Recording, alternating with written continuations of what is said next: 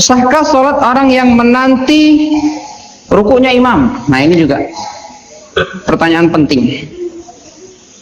Seseorang sengaja menanti rukuknya imam, entah dia di kamar kecil, entah dia di tempat wudhu, entah dia santai-santai.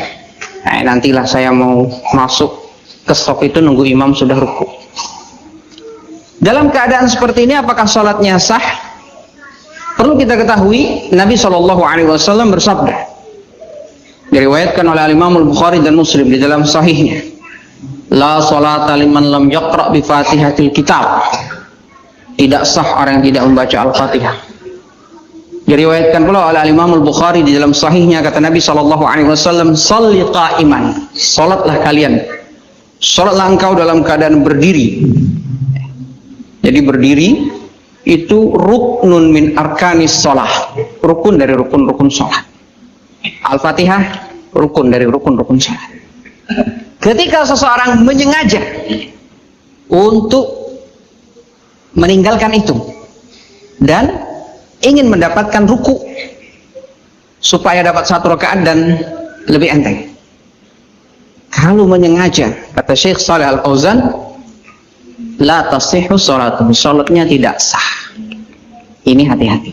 Kadang kita santai-santai, belum ruku, santai belum ruku, nunggu ruku baru kita kejar.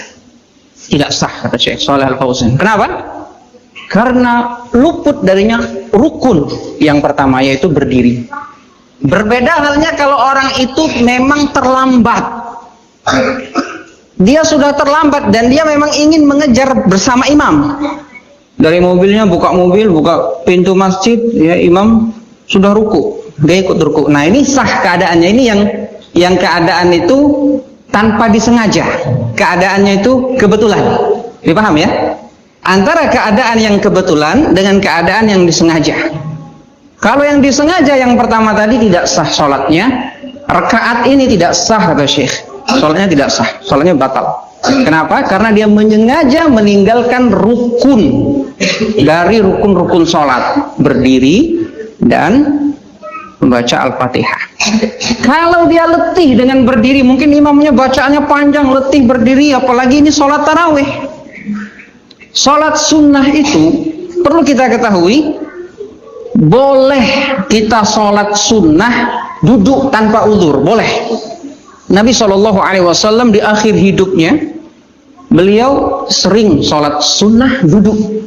Ya, di akhir-akhir hidup beliau, ketika beliau sudah tua, ya beliau sering sholat sunnah dalam keadaan duduk. Tidak mengapa, mungkin antum capek, letih, duduk boleh. Ya, kalau sholat sunnah, kalau sholat wajib, ya tidak boleh duduk tanpa uzur. Ya, sholat sunnah itu boleh. Misal antum capek, dia lama bacaannya, duduk boleh, tidak mengapa. Ya, tidak mengapa, itu sholat sunnah. Jadi dipahami ya. Jadi kalau orang menanti rukuknya imam dengan sengaja, ini tidak boleh, tidak sah. Kalau anak-anak yang ini yang masih suka toleh kanan, toleh kiri sholatnya, ya memang kebiasaan mereka kadang seperti ini. Gimana sholat mereka? Ya mereka itu kan belum sah sholatnya. Masuk ke dalam shop aja masih sering toleh kanan, toleh kiri.